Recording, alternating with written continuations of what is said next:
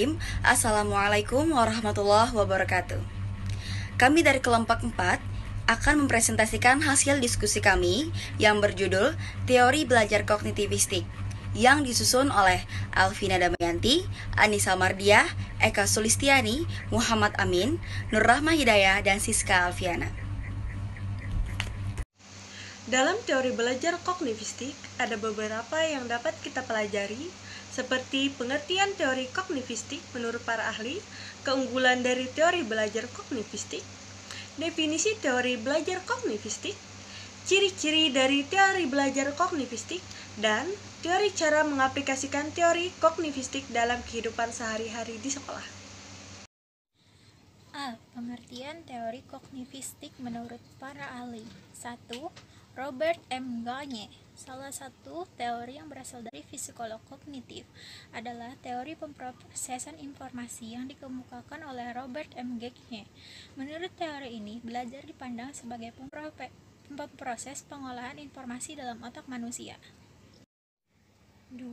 Menurut Jean Piaget. Menurut Piaget, proses belajar sebenarnya terdiri atas 3 tahapan, yaitu A. Asimilasi, proses pengintegrasian informasi baru ke struktur kognitif yang sudah ada. B. Akomodasi, proses penyesuaian struktur kognitif ke dalam situasi baru. C. Ekuilibrasi, penyesuaian yang berkesinambungan antara asimilasi dan akomodasi. Piaget juga mengemukakan bahwa proses belajar harus disesuaikan dengan tahap perkembangan kognitif yang dilalui siswa. Proses belajar yang dialami seorang anak berbeda pada tahap satu dengan tahap lainnya, yang secara umum semakin tinggi tingkat kognitif, maka semakin teratur dan juga semakin abstrak cara berpikirnya.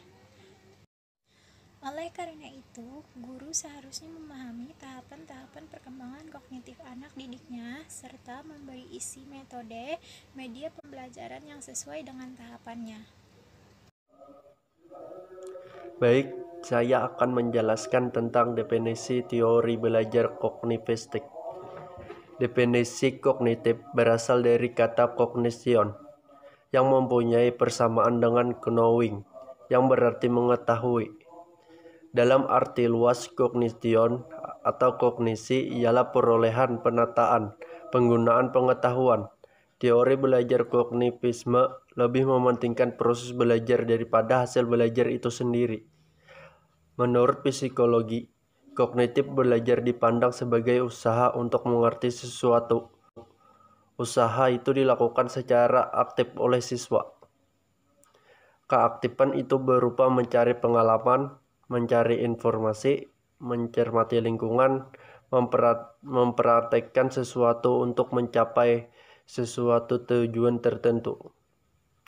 Para psikolog pendidikan kognitif berkeyakinan bahwa pengetahuan yang dimiliki sebelumnya sangat menentukan keberhasilan mempelajari informasi dan pengetahuan yang baru. Saya akan melanjutkan penjelasan dari Muhammad Amin. Keunggulan dari teori belajar kognitivistik. Teori pembelajaran kognitif memiliki keunggulan sebagai berikut. 1.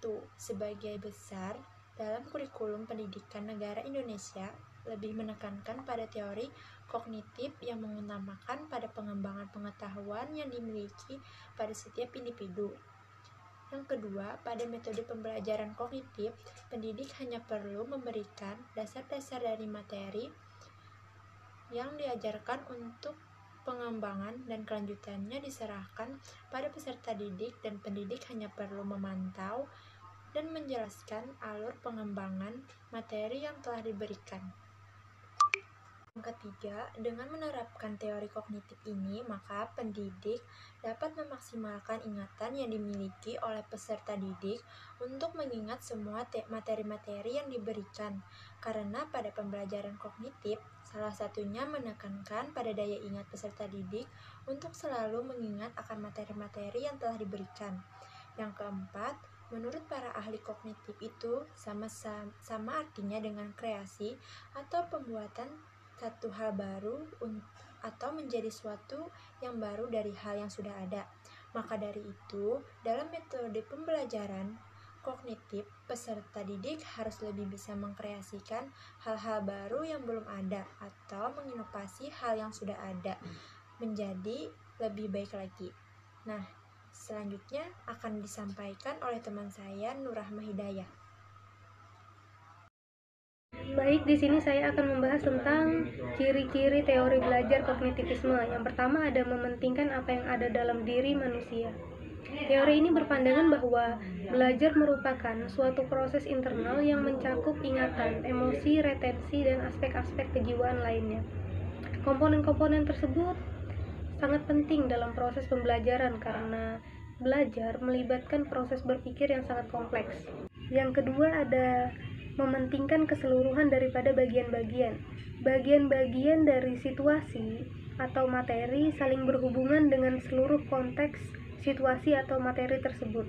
Karena membagi-bagi situasi atau materi pelajaran menjadi komponen-komponen yang lebih kecil dan mempelajarinya secara terpisah akan kehilangan makna tersebut. Yang ketiga ada mementingkan peranan kognitif. Artinya, dalam teori ini, pembelajaran lebih mementingkan proses berpikirnya seperti aktivitas nalar, mengingat, membayangkan, atau menganalisis suatu hal. Yang keempat ada mementingkan kondisi waktu sekarang. Artinya, dalam pembelajaran memerlukan yang namanya situasi dan kondisi yang kondusif atau mendukung proses pembelajaran tersebut agar mendapat hasil terbaik dari proses pembelajarannya. Yang terakhir ada mementingkan pembentukan struktur kognitif, artinya dalam proses pembelajaran lebih mementingkan pembentukan mental dan pola pikirnya. Bukan sekedar mengetahui suatu materi, tetapi bagaimana cara dia menerapkan pemahamannya itu dalam kehidupan sehari-hari. Belajar kognitif, ciri khasnya terletak dalam belajar memperoleh dan mempergunakan bentuk-bentuk representatif yang mewakili. Objek-objek itu direpresentasikan atau dihadirkan dalam diri seseorang melalui tanggapan, gagasan, atau lambang yang semuanya merupakan sesuatu yang bersifat mental. Misalnya seseorang yang menceritakan pengalaman pribadinya saat jalan-jalan ke luar negeri setelah kembali ke negerinya sendiri. Teori kognitivistik dalam kehidupan sehari-hari di sekolah.